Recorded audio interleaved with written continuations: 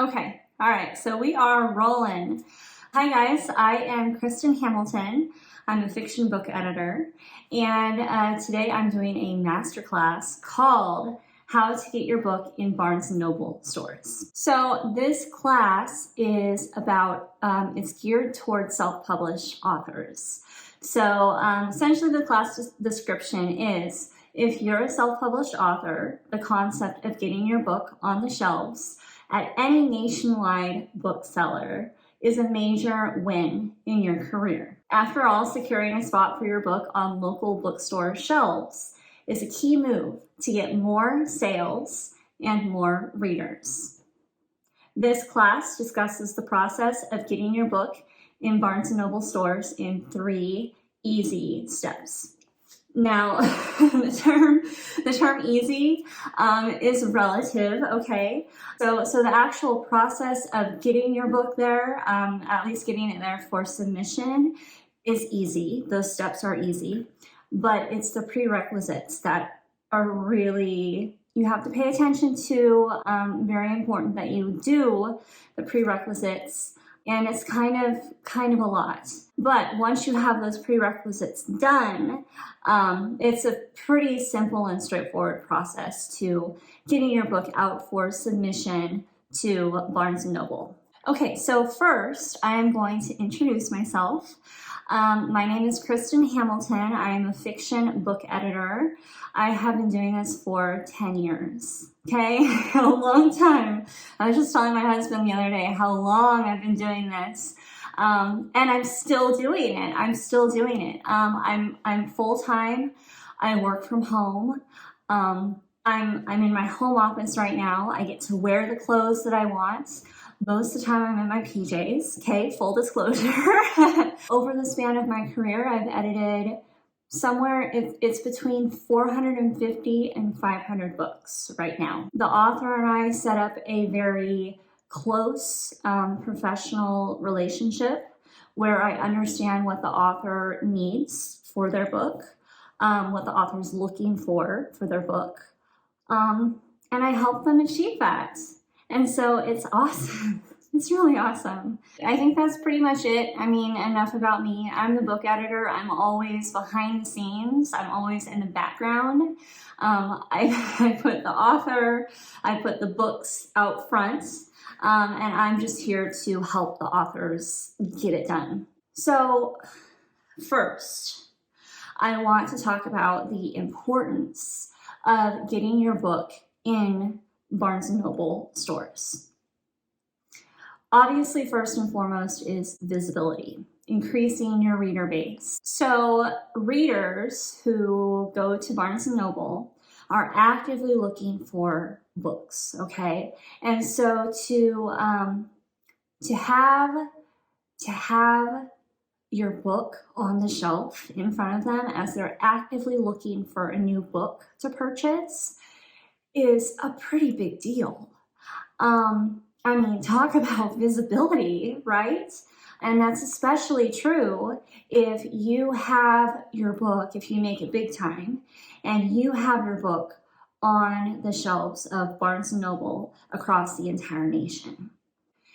And while e-commerce is king, okay, most people the vast majority of people buy their books online.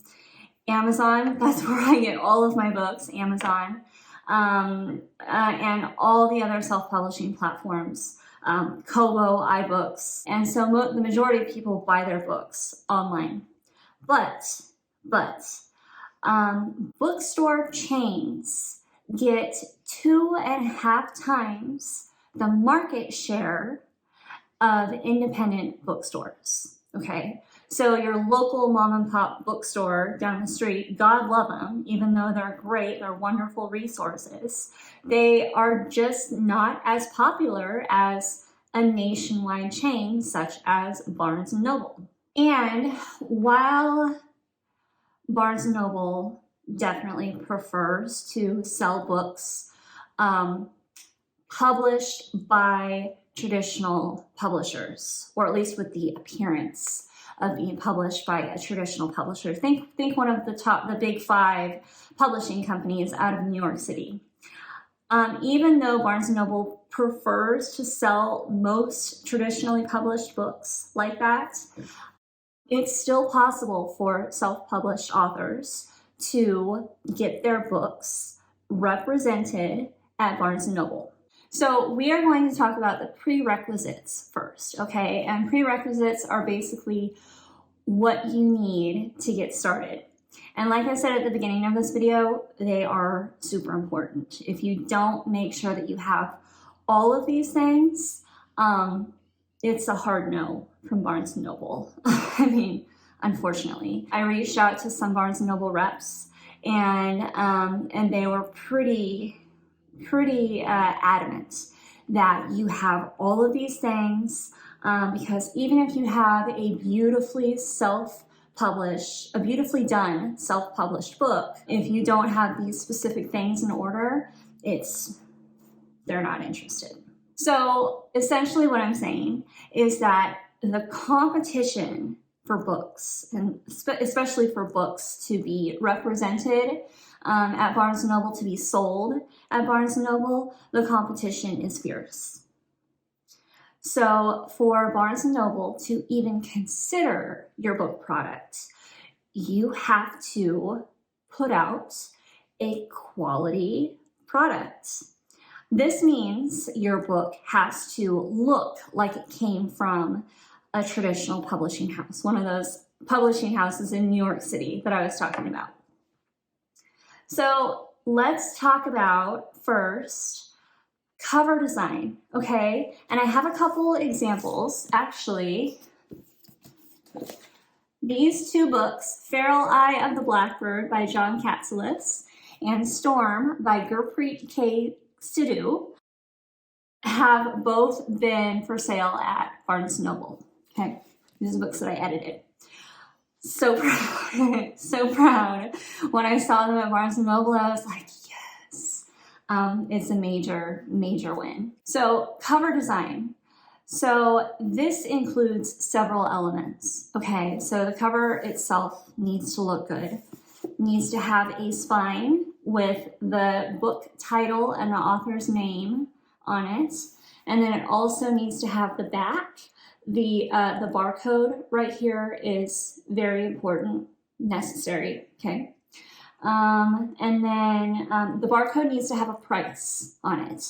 And, okay, so this one, all right, so here's a caveat. This one does not have a price, but this book was accepted to Barnes & Noble in 2018, I believe, and Barnes & Noble has really tightened their requirements since then.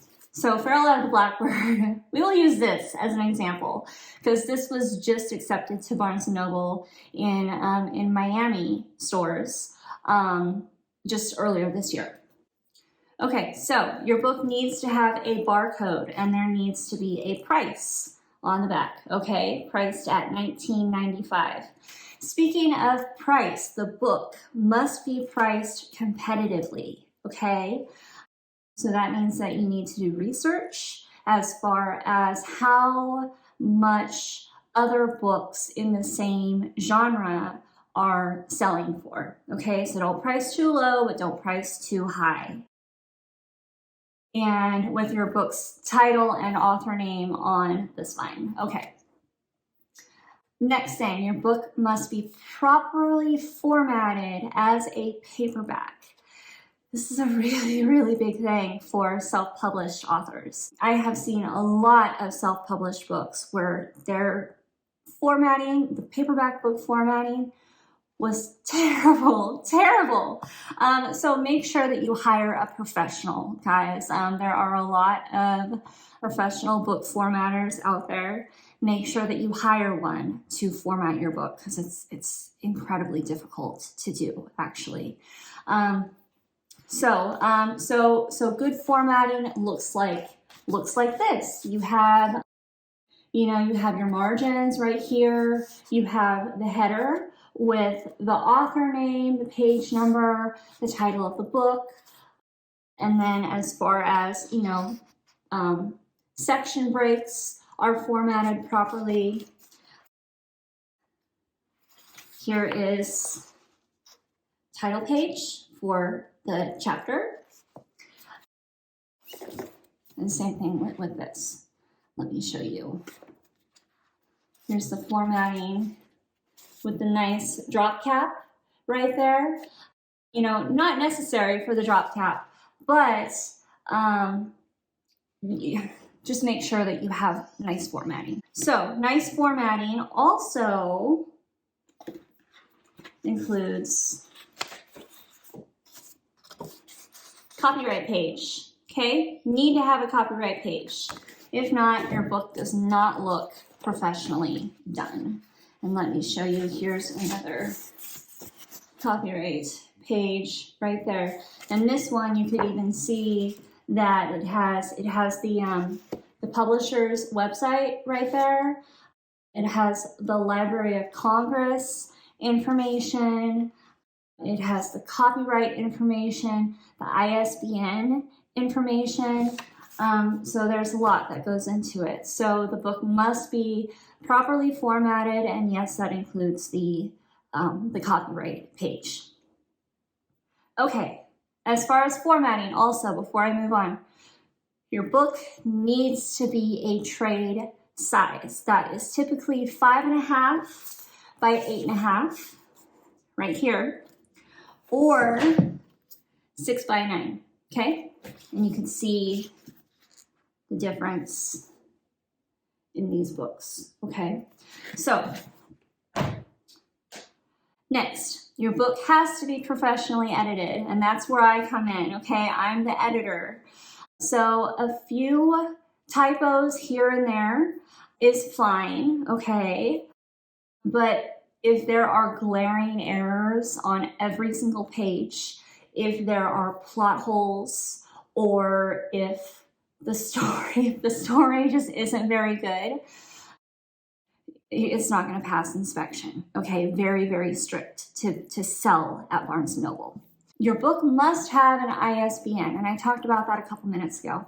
So the ISBN, this is important, needs to be registered to a traditional or independent publishing company, not the author, okay? And so this is especially true recently since Barnes & Noble has tightened their restrictions. So with John's book, he ended up publishing through Sunstone Press, who is an independent publisher. And so obviously they took care of the ISBN, they took care of the formatting, and made sure that he's putting out a quality book product. But yes, your ISBN needs to be registered to a publishing company. The reason for this is Barnes & Noble doesn't like to sell books that appear to be self-published, okay? Talk about market bias, right? But, they have standards, and so that makes sense. They don't want to sell a book that is a mess. So,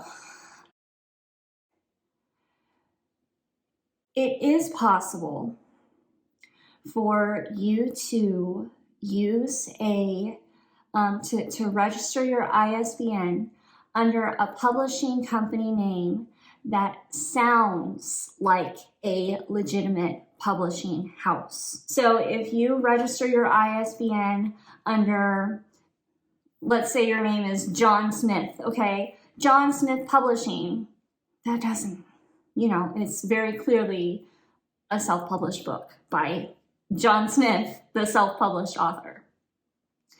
If, on the other hand, you choose a name that sounds like a publishing house, one of my clients, he self-published his book under 1110 Publishing, and it was his own company.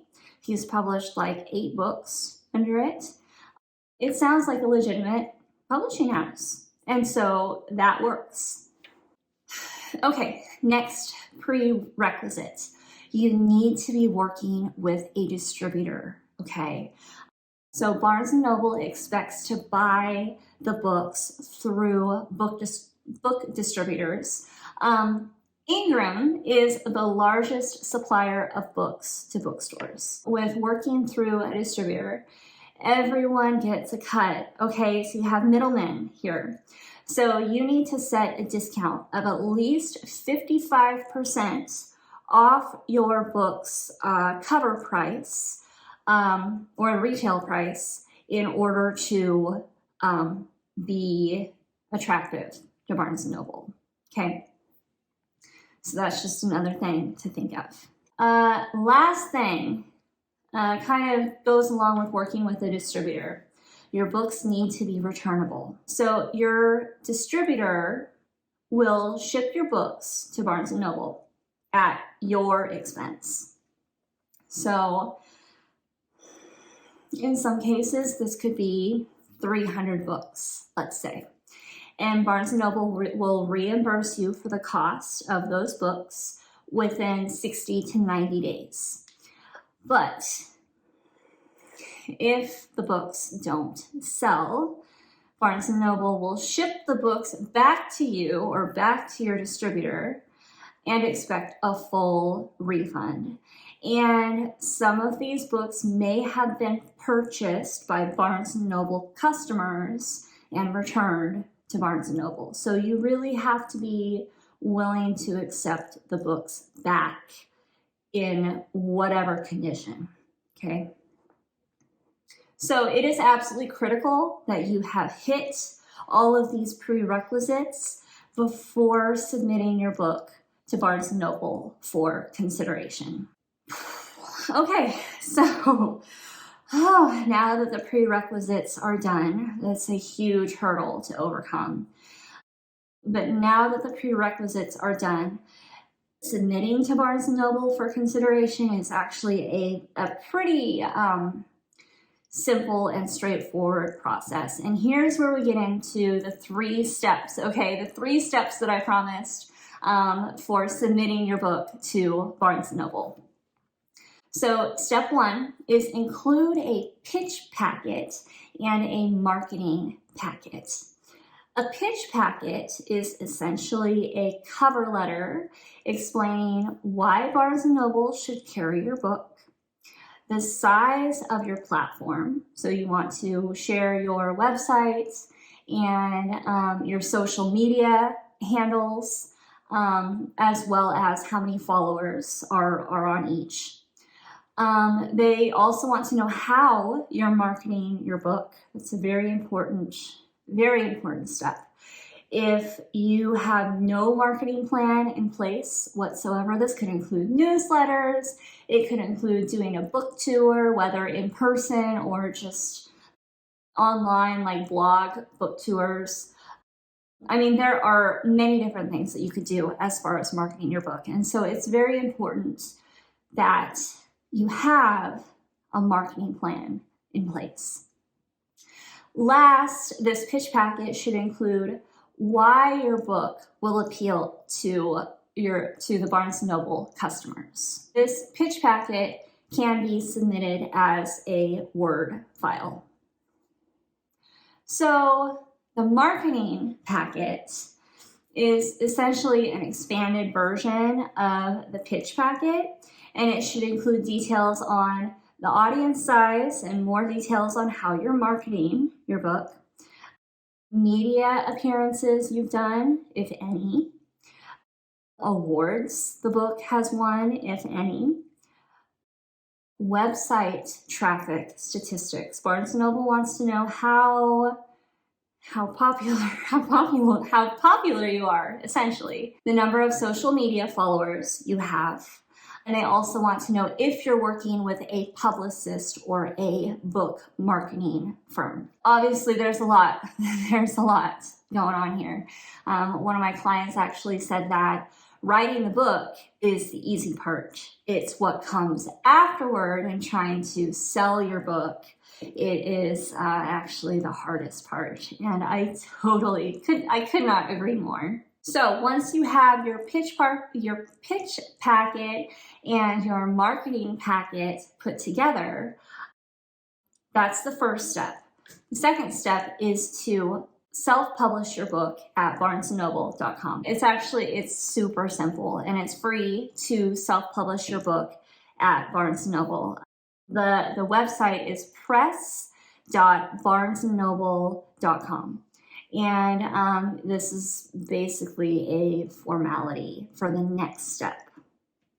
Next step, step 3, is compile an email to sjameson@bn.com.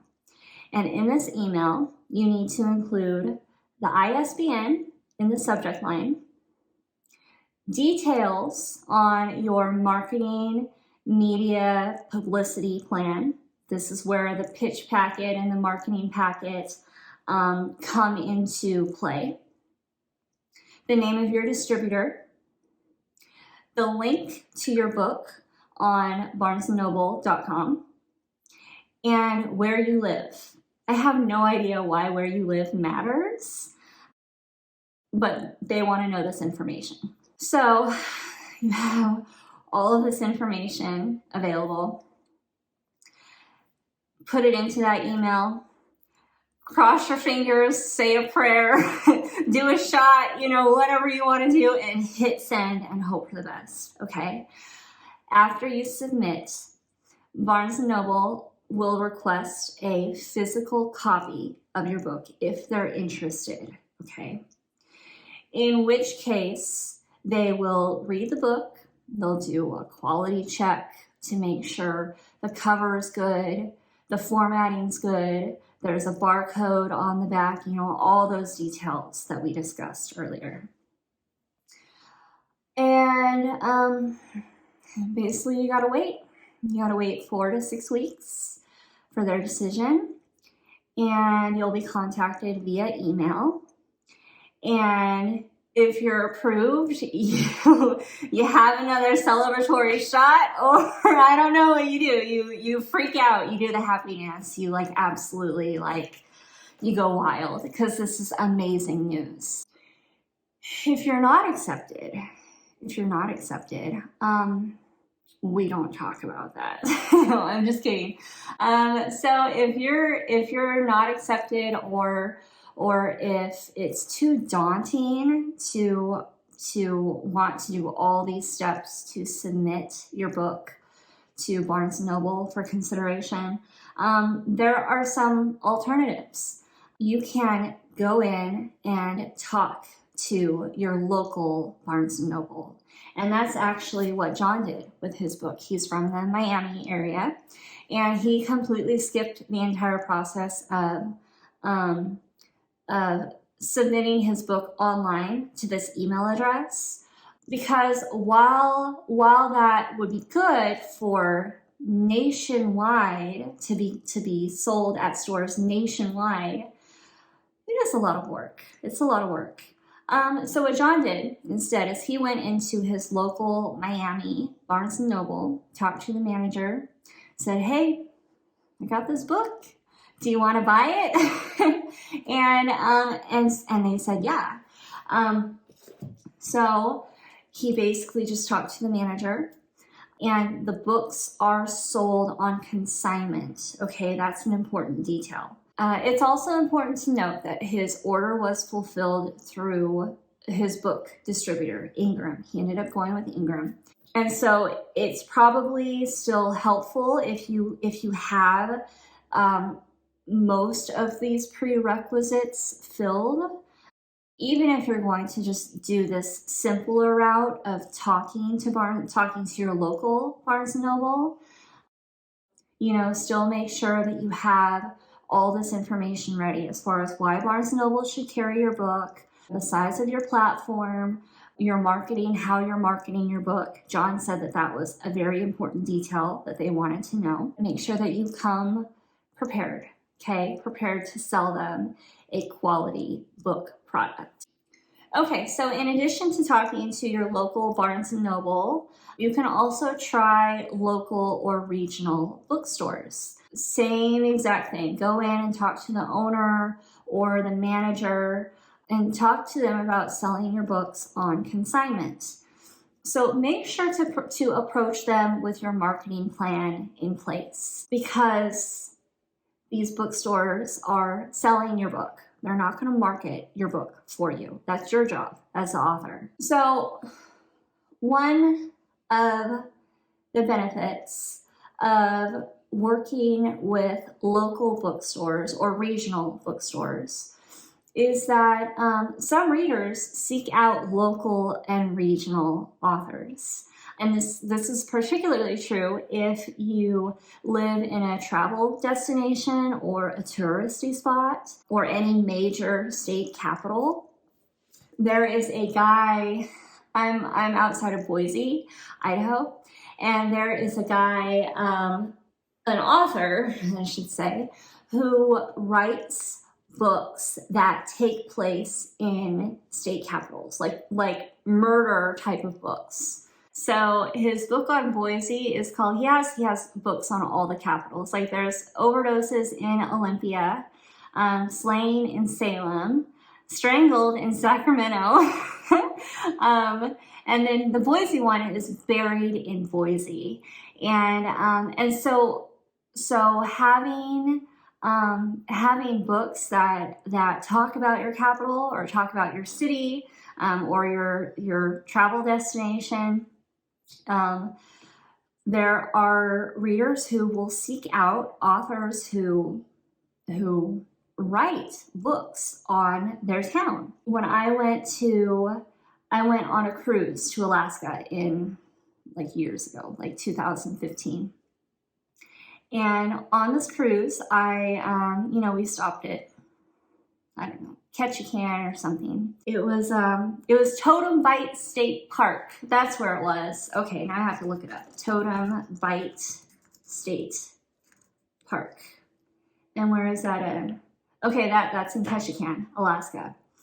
And they have this gift shop there. And at the gift shop, there were, keychains and mugs and I don't know, a whole bunch of stuff.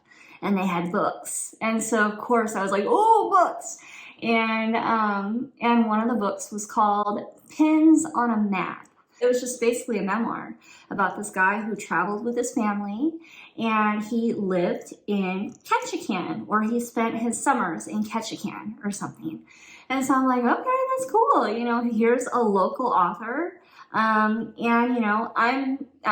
just, being a tourist and bought this book. So it works. So my point is that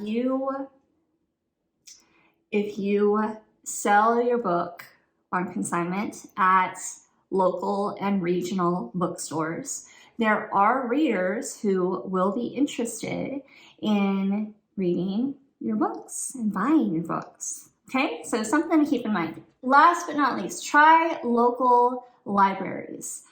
So contact the head librarian or the procurement librarian and give them all this information that you have spent a while compiling. The ISBN, the marketing plan, the awards, the blurbs, and so on.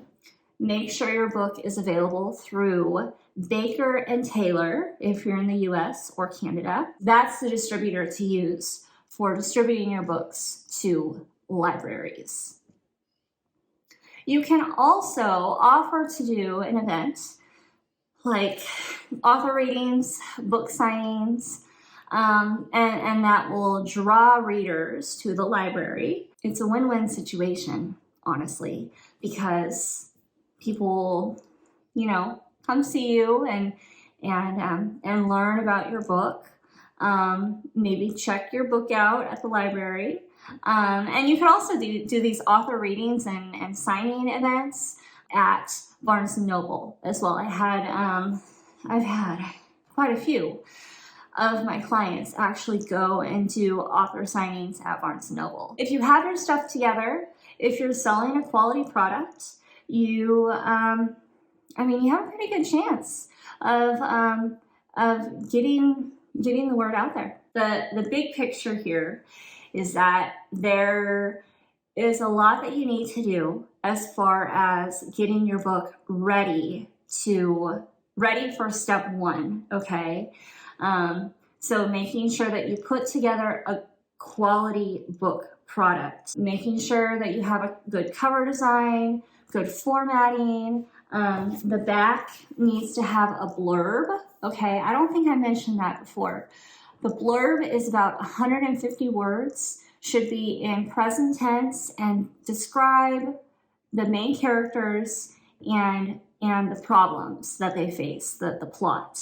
You obviously don't want to give too much away with this. But yeah, just making sure that you put together a good product is really the biggest thing. So I will be hanging around answering questions in the chat. If you have any questions, feel free to drop them now.